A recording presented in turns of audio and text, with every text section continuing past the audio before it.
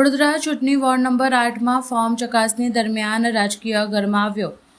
વડોદરા મહાનગરપાલિકાની ચૂંટણી માટે ઉમેદવારી ફોર્મની ચકાસણી દરમિયાન વોર્ડ નંબર 8માં ભારે રજૂઆતો જોવા મળી હતી। કોંગ્રેસના પ્રતિનિધિઓને અન્ય પક્ષ દ્વારા એક જ બેઠક પર બે ઉમેદવારોને મેન્ડેટ આપવા માટે સાથે જ એક ઉમેદવાર દ્વારા ગુનાહિત ઇતિહાસ છુપાવવા બદલ કલેક્ટર સમક્ષ લેખિત વાંધો ઉઠાવ્યો હતો। બીજી તરફ વોર્ડ નંબર 8ના કોંગ્રેસના 4 ઉમેદવારોના ફોર્મ માન્ય રાખવામાં આવ્યા છે।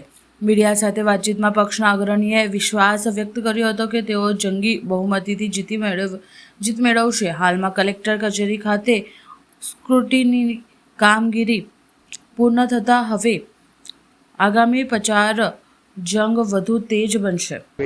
આજે કલેક્ટર અહીંયા સ્કૂટીની અમારી હતી, એની અંદર આઈઆઈએમ પાર્ટીના 2 ઉમેદવારોએ ફોર્મ ભર્યા હતા।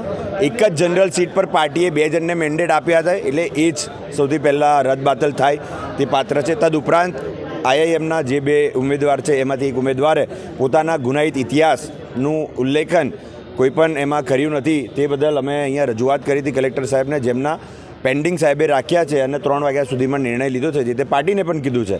તો આ એક અયોગ્ય હતું કે એક જ પાર્ટી 2 મેન્ડેટ ના આપી શકે, જેની અમે રજૂઆત કરી હતી। તદ ઉપરાંત અમારા સૌ કોંગ્રેસ પાર્ટીના તમામ ઉમેદવાર છે, 4 ઉમેદવારના ફોર્મ મંજૂર કરવામાં આવ્યા છે અને વડોદરા શહેરના વોર્ડ નંબર 8ની જનતાને અમે વિશ્વાસ સાથે કહે છે જંગી બહુમતી લીડથી અમારા ઉમેદવારો જીતશે અને તત્પર રહેશે અને આવનાર સમયમાં એની તમામ પ્રક્રિયામાં અમે સહભાગી રહીશું।